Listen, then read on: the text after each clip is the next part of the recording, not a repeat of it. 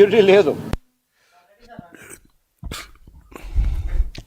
అందరికీ నమస్కారం. ఏదైతే గౌరవనీయులు వైఎస్ వివేకానంద రెడ్డి గారి హత్య, ఆ కేసు దేశాన్ని కుదించేసింది. ఏదైతే నిజం రావటం కంటే కూడా నిజాన్ని దాచిపెట్టడం కోసం ఎలా అల్లాలో అందరూ కూడా మనం చూపిస్తూ ఉన్నారు. అందరూ కూడా మనకి మొన్న ఉదయం మనం చూసాం, వారి యొక్క 7వ వర్ధంతి రోజున ఆ ఇంటి ఆడబడుచు, మనందరికి కూడా ఆడబడుచు లాంటి సునీతమ్మ గారు, ఆ వారి యొక్క ఆవేదన, తండ్రిని కోల్పోయిన బాధ, 7 సంవత్సరాల సుదీర్ఘమైనటువంటి ఆ పయనం, దాంట్లో ఆవిడ పడ్డ ఇబ్బందుల గురించి ఆవిడ కులంకుషంగా చెబితే, మాజీ ముఖ్యమంత్రి, ప్రతిపక్ష హోదా లేనటువంటి పార్టీకి నాయకుడు జగన్మోహన్ రెడ్డి స్పందించకుండా, అతను ఎవరైతే ముఖ్య అనుమానితుడున్నాడో ఈ హత్యలో, అతనితో ప్రెస్ మీట్ పెట్టించి మళ్ళా ఈరోజు, అంటే ఏది కూడా వీళ్ళు ఎప్పుడు కూడా నిజాలు చెప్పరు. అబద్ధాల పునాదులను పుట్టినటువంటి పార్టీ, అబద్ధాలు చెబుతూ జీవిస్తున్నటువంటి పార్టీ, సొంత బాబాయ్ అంత క్రూరంగా హత్యకు గురైన విషయం తెలిసి ఆ రోజున ఎన్ని రకాలుగా మార్చారో మాటలు మనందరం కూడా చూసాం. ఫస్ట్ ఏమో జరిగిన రోజు మాత్రం మార్చి 15వ తేదీ ఉదయం ఏమని చెప్పారు, గుండెపోటు అని చెప్పారు. కానీ మనకి క్లియర్ కట్గా ఉదయాన్నే ఎవరు ఫోన్ చేసి చెప్పారు, ఎన్నింటికి చెప్పారు, తాతయ్య నోమోర్ అని చెప్పి, బాబాయ్ నోమోర్ అని చెప్పేసి ఎవరు చెప్పారని మరి గూగుల్ టేక్అవుట్లో క్లియర్గా ఉంది. దాని తర్వాత గుండెపోటు కాదు, రక్తపు వాంతులు అన్నారు. దాని తర్వాత కాదు గొడ్డలతో హత్య చేశారు అన్నారు. దాని తర్వాత పొద్దున్నే వాళ్ళ పేపర్లో నారాసుర రక్త చరిత్ర. అంటే ఎంత చిల్లరగా సొంత బాబాయిని హత్య చేసిన వారిని పట్టుకోవడానికి ప్రయత్నించకుండా వారిని కాపాడటం. ఎందుకు చెప్తా ఉన్నా అంటే, నిన్న ఎవరైతే ఎంపీ గారు పెట్టారో వారు ఎంపీ హోదాలో ఉండి ఆ రోజు రక్తపు మడగలు ఏదైతే ఉన్నాయో అది తొడకూడదని చెప్పి గుర్తులేదా అని అడుగుతా ఉన్నా. ముందు అతను ఈ యొక్క జగన్మోహన్ రెడ్డి గారి యొక్క ఆడబడుచు హేళన చేసే ముందు అసలు ఎంపీ హోదాలో ఉన్న అతను అక్కడ హత్య జరిగి ఉంది, అక్కడ రక్తపు మడుగులు మన ఉన్నటువంటి పరిస్థితులన్నీ కూడా ఎక్కడ కూడా మార్చకూడదు, తొడవకూడదు అని తెలియదా అని అడుగుతా ఉన్నాను. అదే ఆ గంగిరెడ్డి వాళ్ళ ఆసుపత్రి నుంచి వచ్చినటువంటి వాళ్ళతో కుట్లు, అంటే ఇతని ప్రమేయం కూడా ఉంది కదా. అతను మళ్ళీ నిన్న ప్రెస్ మీట్ పెట్టి మాట్లాడతాడు. జగన్మోహన్ రెడ్డి గారు ఎప్పుడో 15 రోజులకో 20 రోజులకో ఇతర రాష్ట్రాల నుంచి వచ్చి సుదీర్ఘంగా 3 గంటలు మాట్లాడుతున్నాడు. ఈరోజు ఈ మధ్యలో ఏం చెప్పాలో తెలియకుండా అన్ని అబద్ధాలు. ఈ యొక్క బాబాయ్ హత్య నిజాలని బయట పెట్టడం బాధ్యత కాదా నేను అడుగుతా ఉన్నాను. ఎందుకంటే ఆ రోజు మనం చూసాం, ఎన్నో వీడియోలు ఉన్నాయి, మేము చూపిస్తాం వీడియోస్ కూడా. ఎందుకంటే బెంగళూరులో ఏదో ఆస్తి తగాదా కోసం గొడవైంది, లేకపోతే మనకి అక్రమ సంబంధాల మూలంగా అయ్యింది, ఎవరైతే ఒక బాధితున్న సునీల్ యాదవ్ వాళ్ళ తల్లితో సంబంధం ఉందని చెప్పారు. అంటే ఇలాంటి రకరకాల ఇవి వచ్చినాయి. దాని తర్వాత 5 సంవత్సరాలు మీరు ముఖ్యమంత్రిగా ఉన్నారు. మీరు అపోజిషన్లో ఉన్నప్పుడు దీని గురించి మాట్లాడదని చెప్పేసి గ్యాగ్ ఆర్డర్ తెప్పించుకుంటారు. రాష్ట్ర ప్రభుత్వం నమ్మకం లేదు, సిబిఐ కావాలంటారు. ప్రభుత్వం రాగానే మాకు సిబిఐ వద్దు అంటారు. అవినాష్ రెడ్డి ప్రమేయం ఉంది అని చెప్పి ఆ రోజు కర్నూలులో ఆసుపత్రి దగ్గరికి సిబిఐ వాళ్ళు వెళ్తే బాంబులు వేస్తామని బెదిరిస్తారు. మీరు ఇక్కడ ముఖ్యమంత్రిగా ఉండి అతను కాపాడే ఎంత కళ్ళ ముందు మనకు కనపడతా ఉంది. ఎన్ని రకాలుగా మీరు మార్చారు. వివాహిత సంబంధాలు అన్నారు, 2వ వివాహం అన్నారు, ఆస్తి అన్నారు, ఇప్పుడు వాళ్ళ బిడ్డ మీద అల్లుడి మీద అంటున్నారు. అంటే మీ బాధ్యత, అంటే మీకు ప్రజల మీద ప్రేమ లేదు. ప్రజలను కూడా ఎటు ఉద్దేశాలు మనం చూస్తూ ఉన్నాం. మీరు ఎప్పుడు వచ్చినా కూడా కేవలం మీకు అనువాయులు, ఎవరైతే మీకు ఆస్తులు దోచిపెట్టారో వాళ్ళ ఇళ్లలో ఇబ్బందులు ఉన్నా లేదా పిల్లలున్నా వెళ్తున్నారు తప్ప ఎక్కడ కూడా ఒక్క పేదవాడింటికి కానీ, ఒక కార్యకర్త కానీ, ఒక ప్రజల సమక్షంలో ఒక కార్యక్రమానికి కానీ వెళ్ళారా అడుగుతా ఉన్నా. 20 నెలల్లో ఎక్కడ కూడా ప్రజల కోసం వెళ్లకుండా కేవలం ఏదో బలప్రదర్శన చూపించి, పెళ్ళిళ్ళకు కూడా వెళ్ళి బలప్రదర్శన చూపించుకోవాలి తప్ప ఎక్కడ కూడా మనకి ఏమీ కనపడే పరిస్థితి.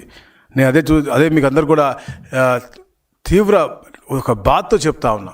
ఎందుకంటే మేము కూడా వచ్చి ఇప్పటికి 18 నెలలు అవుతా ఉంది. సబ్జుడీస్ కాబట్టి తప్పకుండా కోర్టు నుంచి ప్రాపర్గా జడ్జ్మెంట్ వస్తుందని మేము ఆశిస్తూ ఉన్నాం.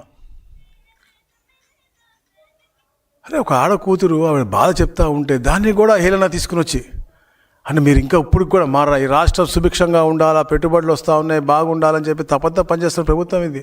ప్రభుత్వం మీద బురద వేయటం, ఇంట్లో ఆడ కూతుర్లను కూడా మీరు వదలట్లే అంటే నిజంగా చాలా బాధగా ఉంది. మీరు ముందు కూడా ఈ వీడియోస్ కూడా చూడాల్సిన ఆవశ్యకత ఉంది. ఎందుకంటే వారి యొక్క మాటలు మార్పిడి. సెక్యూరిటీ లేదు ఆయనకు. అసలు ఆయన ఎంత సౌమ్యుడు అంటే ఆయనకు అసలు గొడవలు లేవు. ఎక్కడికైనా కూడా పాపం ఒకడే పోయి ఎవరి దగ్గర ఏ కలెక్టర్ ఆఫీస్ దగ్గరికైనా పోతాడు, ఏ ఎంఆర్ ఆఫీస్ దగ్గరికైనా పోతాడు. ఎవరన్నా వచ్చి అడిగితే ఎక్కడికైనా కానీ పాపం వెళ్ళిపోయే రకం. అంత సౌమ్యుడు, అంత మంచి వ్యక్తి. నిజంగా అంత మంచి వ్యక్తికి కూడా ఇటువంటి పరిస్థితి రావడం అన్నది నిజంగా అన్నిటికన్నా బాధాకరమైన అంశం ఇది.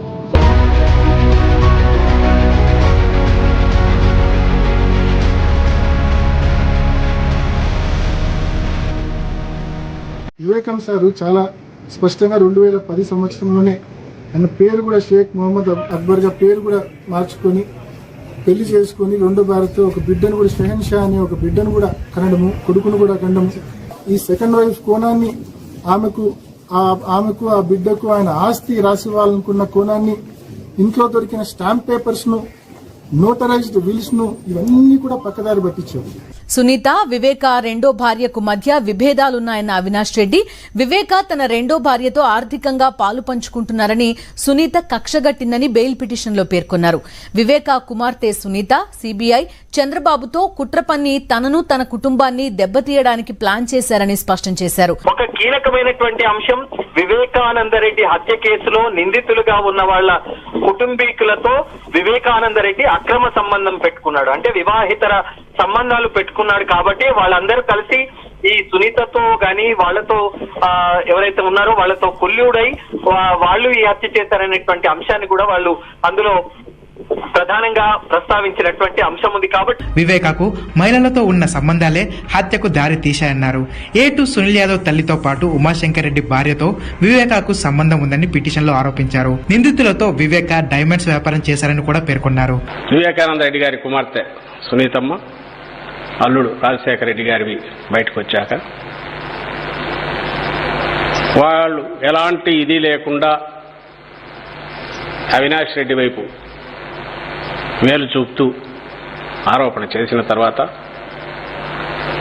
ఇది వ్యక్తిగతమైందని అనుకునే అవకాశం కనిపించట్లేదు. అందుకోసమనే ఇది ఈ యొక్క జగన్ నాటకాల యొక్క జర్నీ. స్టార్టింగ్లో మంచివారు, సౌమ్యులు, ఎవరికి హాని చేయరు అని చెప్పిన బాబాయ్ ఆఖరికి అతన్ని ఒక కుట్రదారుడుగా, దొంగగా చిత్రీకరిస్తూ ఉన్నారు. అసలు నిజంగా చెప్తున్నాను, ప్రేమ, అభిమానం, ఆప్యాలు ఎటు ప్రజల మీద లేదు, ఆంధ్ర రాష్ట్ర ప్రజల మీద లేదు, కుటుంబ సభ్యుల మీద, ఇంట్లో ఆడపడుచుల మీద ఉండాలి కదా అని అడుగుతా ఉన్నాను. అతనికి అసలు అలాంటి హోదాలు ఉండే అర్హత ఉందా అని అడుగుతా ఉన్నాను. మీరే అన్నారు అన్ని విషయాల్లో కూడా. ఇదే అవినాష్ రెడ్డి ఆ ఎంపీ హోదాలో ఉండి అసలు అక్కడ ఉండి ఇలాంటి గొడవ జరిగి హత్య జరిగితే పోలీస్ స్టేషన్కి ఫోన్ చేసి చెప్పాలి అని ఇంగిత జ్ఞానం కూడా లేదా అని అడుగుతా ఉన్నాను. ఎన్ని దాసి రక్తం అంతా తుడిసి కుట్లు వేసి మీరే మీ ఆసుపత్రి స్టాఫులతో, గంగిరెడ్డి వాళ్ళ ఆసుపత్రి స్టాఫ్, మీ బంధువులతో, గంగిరెడ్డి గారు అంటే జగన్మోహన్ రెడ్డి గారు మాంగారే కదా, వాళ్ళందరూ అక్కడ ఉన్నారు ఆ సమయంలో. గూగుల్ టేక్అవుట్లో క్లియర్ కట్గా మనకి ప్రూవ్ అయినాయి. దాని మీద మనం మాట్లాడాల్సింది పోయి ఏం జరిగిందని నిజ నిర్ధారణ చేయాల్సింది పోయి, ప్రజలు నిజంగా చైతన్యవంతులు తెలుసు కాబట్టే మొన్న మీకు 11 ఇచ్చారు. అది గుర్తుపెట్టుకోవాలి. ఆ రోజులో మీరు అబద్ధాలు చెప్పి, ఇలాంటి అబద్ధాలు ఎన్నో చెప్పి మీరు 2019 వచ్చినా కూడా 2024లో చేసినటువంటి అరాచకాలతో పాటు ఇలాంటి హత్యలు, ఇట్లాంటి జగన్ నాటకాల మూలంగా మీకు 11 వచ్చినాయి. రాబోయే రోజు ఇళ్ల ముందుకు కూడా రాని పరిస్థితి. రాష్ట్రంలో మీరు ప్రతి దగ్గర కులాల మధ్య మతాల మధ్య అన్ని ప్రాంతాల మధ్య చిచ్చు పెట్టాలని చూస్తూ ఉన్నారు. అవి కూడా నడవని చెప్పి మీ అందరికీ కూడా గట్టిగా తెలియజేస్తూ, తప్పకుండా ఏదైతే వివేకానంద రెడ్డి గారి హత్య ఉందో దాని యొక్క జడ్జిమెంట్ త్వరగా వస్తుందని, తప్పకుండా ఆడబిడ్డకి న్యాయం జరుగుతుందని చెప్పి కూడా మేము పూర్తిగా ఆశిస్తూ ఉన్నాం. మీరు కూడా బాధ్యత తీసుకుని ఆడపడుచు ఒక ఆవేదన తెలుసుకుని ఆడపడుచులకి అండగా ఉండాలని చెప్పేసి కూడా మీకు హెచ్చరిస్తా ఉన్నాం. మార్చి 16, 2019 సునీత స్టేట్మెంట్ ఒకసారి చూస్తే మీకే అర్థమవుతుంది.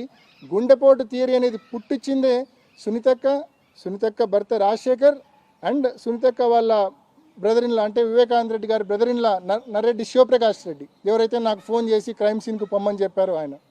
ఈ రోజు అర్ధరాత్రి వైఎస్ వివేకానంద రెడ్డి గుండెపోటు రావడంతో ఆయన మృతి చెందారని చెప్పి మనకు ప్రాథమికంగా సమాచారం అందుతుంది. మొత్తం మీద అయితే ఆయన మాజీ మంత్రిగా చేశారు, అదేవిధంగా 2 సార్లు ఎంపీగా చేశారు. వైఎస్ రాజశేఖర రెడ్డికి అన్నింటా తోడుగా నీడగా నిలిచినటువంటి వ్యక్తి. అయితే నిన్న రాత్రి అనారోగ్య కారణంగా గుండెపోటు వచ్చినట్టుగా చెప్తున్నారు. అంటే పూర్తిగా కారణాలు ఏంటనేది మనకు కూడా వివరాలు అందలేదు.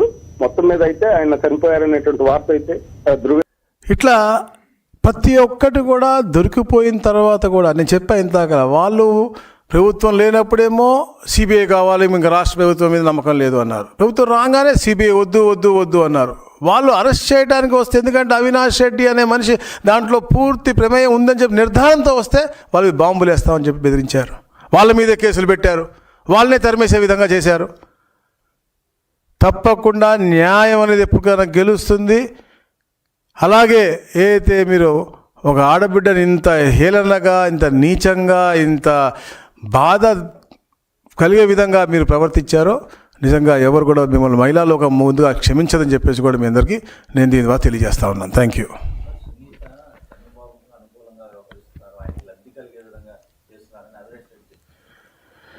సునీత గారికి ఇప్పుడు చంద్రబాబు నాయుడు గారు అనే మనిషి ఎప్పుడు కూడా హత్య రాజకీయాలకి ఎప్పుడు కూడా వ్యతిరేకి. చరిత్రలో ఎప్పుడు కూడా చంద్రబాబు నాయుడు గారి హయాంలో ఎక్కడ కూడా జరిగిన వీరే ఈ హత్యలు చేసి నారాసుర రక్త చరిత్ర అని చెప్పేసి ఆయన మీద బురదైపోయారు తప్ప ఎప్పుడు కూడా లేదు. ఒక సామాన్య ఆడబడుచుకు జరిగిన ఎవరైనా కానీ ఆడబడుచుకు ఇబ్బంది జరిగిందంటే వాళ్ళకి రక్షగా ఉండాలని చెప్పే లక్ష్యంతో ఉండేటువంటి పార్టీ తెలుగుదేశం పార్టీ. ఎప్పుడు అంటే డిసిప్లిన్ ఉన్నటువంటి పార్టీ తెలుగుదేశం పార్టీ, సిద్ధాంతం ఉన్నటువంటి పార్టీ తెలుగుదేశం పార్టీ. వాళ్ళు అట్లా కాదు, వాళ్ళది రక్తపు మడుగుల్లో అబద్ధాల్లో పుట్టినటువంటి పార్టీ వాళ్ళది. మనం చూసాం అప్పుడు ఎంతమంది సలాం ఆత్మహత్య అవ్వచ్చు, సింగయ్య అవ్వచ్చు, సుధాకర్ అవ్వచ్చు, అమర్నాథ్ గౌడ్ అవ్వచ్చు, ప్రతి ఒక్క దగ్గర కూడా చేస్తారు. ఈరోజు కూడా ప్రశాంతంగా ఉన్న ఆంధ్రప్రదేశ్లో కూడా ఎక్కడో దగ్గర ఏదో చిల్లు చెప్పాలని చెప్పేసి రప్పరప్పాలని తొప్పలని అని చెప్పేసి ఎవరు ప్రేరేపించేది? అది వాళ్ళ తత్వం. ఇప్పుడు కుటుంబం గురించి మామూలుగా మాట్లాడు, కానీ సొంత బాబాయ్ 5 సంవత్సరాలు ముఖ్యమంత్రిగా ఉన్నారా, ఎవరు చనిపోయారు, ఎవరు చంపారు తెలుసుకోవాలి, బాధ్యత లేదా? సో ఇంట్లో తల్లి చెల్లి అంటే వాళ్ళ వ్యక్తిగత విషయాలు, ఆస్తి పంపకాలు మనకు సంబంధం లేదు. నీ బాబాయ్ కూతురు నీ చెల్లే కదా, చంపారు కదా, మీతో పాటు మీ నాన్నగారితో పాటు ఇన్ని సంవత్సరాలు ఉన్నారు కదా. మీరే మొట్టమొదటి చెప్పారు కదా సౌమ్యుడు మంచివారు అది ఇది అని. మనం చనిపోయినప్పుడు మీరు దాన్ని ఛేదించి పట్టుకుని వాళ్ళు శిక్షించాల్సిన బాధ్యత మీకు లేదా? అంటే నీ బంధువు అయి ఉంటేనో లేకపోతే నీ బాగా దగ్గర ఉన్నటువంటి ఎంపీ అయితే నువ్వు వదిలేస్తారా? అట్లాంటి ప్రజలు గమనిస్తూ ఉన్నారు. తప్పకుండా మొన్నే చూపించారు మీకు, రాబోయే రోజుల్లో కూడా తప్పకుండా ప్రజలందరూ కూడా మీకు తగిన గుణపాఠం పెడతారు. ఇలాంటి ఎవరినో రెచ్చగొట్టి ఇట్లా ఆడకూతుల్ని ఇలా అంటాను చాలా మాకేం ఆవిడంటే మాకు ప్రత్యేకమైన ఇది లేదు. కానీ మా బాధ్యత, ఈ రాష్ట్రంలో ఒక హత్య జరిగిందంటే ఆ హత్య అనేది అంటే ఈ రాష్ట్రంలో జరగకూడదు. ఇలాంటి హత్యలకు తప్పకుండా పరిష్కారాలన్నీ కూడా అవ్వాలి, శిక్షింపబడాలనే తప్పంతో మేము పనిచేస్తాం తప్ప, మా ప్రభుత్వం పనిచేస్తాం తప్ప ఎక్కడ కూడా ఎవరి వైపు కూడా పక్షపాతం మాకు ఉండదు అని చెప్పి తెలియజేస్తాం. Thank you.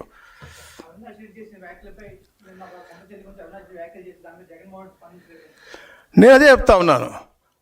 వేరే రాష్ట్రాల్లో తిరుగుతూ ఉంటాడు, బెంగళూరు పోతాడో తెలియదు, ఢిల్లీ పోతాడో తెలియదు. రాష్ట్రంలో ఏం జరిగినా కూడా 15 రోజుల తర్వాత వస్తాడు.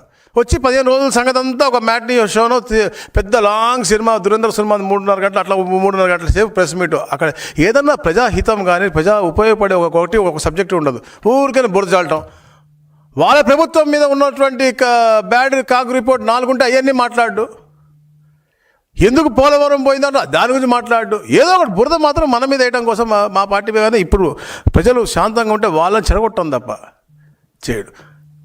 ఇది బాబాయ్ హత్య, వాళ్ళ తోబుట్టు అంటే బాబాయ్ కూతురు సోదరి ఇంటి ఆడపడుచు ఆమె మీద ఇంత ఘాటుగా స్పందిస్తే వాళ్ళ ఎంపీ మాట్లాడకుండా ఈరోజు మళ్ళీ వాళ్ళ నాయకులు ఎక్కడ పడితే అక్కడ చిల్లర వ్యవహారాలు చేస్తూ ఉంటారు రాష్ట్రం అంతటా కూడా. వాళ్ళకి ఒక జెండా లేదు. మనకి మన ఎజెండా అంటే పబ్లిక్ సురక్షితంగా ఉండాలి, పబ్లిక్ మంచిగా ఉండాలి, అది మన ఎజెండా.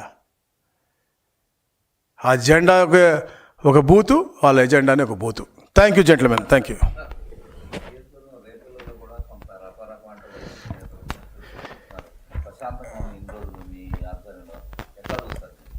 మేము ఇక్కడ రాష్ట్రం అవ్వచ్చు, రేపల్లి వచ్చి అసలు రేపల్లి గురించి ఎందుకంటే అక్కడ చిల్లర వ్యవహారం అంతా కూడా ఎవరో కొత్తగా వస్తారు పిల్లలు. మాదంతా ప్రశాంతమైన వాతావరణం. అక్కడ ఎలాంటి అరాచకం జరిగినా కానీ, అక్కడ ఎలాంటి రౌడీజం కోసం ఎవరన్నా ప్రేరేపిస్తే ఉంటే తప్పు చూసుకుంటూ ఊరుకునేది లేదు. చట్టం వాళ్ళు పనిచేస్తుంది అంతే. ఈ యొక్క వైసీపీ గుండాలు ఈ రాష్ట్రంలో ఎక్కడ ఎలాంటి చిల్లర వ్యవహారాలు చేసినా కూడా ఎక్కడ కూడా ఉపేక్షించేది లేదు. ఇలాంటి ప్రేరేపించేది రెచ్చగొట్టే తత్వం వాళ్ళు మానుకుంటే మంచిది. ఎక్కడన్నా మానుకోకపోతే చట్టపరంగా వారి మీద తప్పకుండా యాక్షన్ ఉంటుంది. Thank you very much.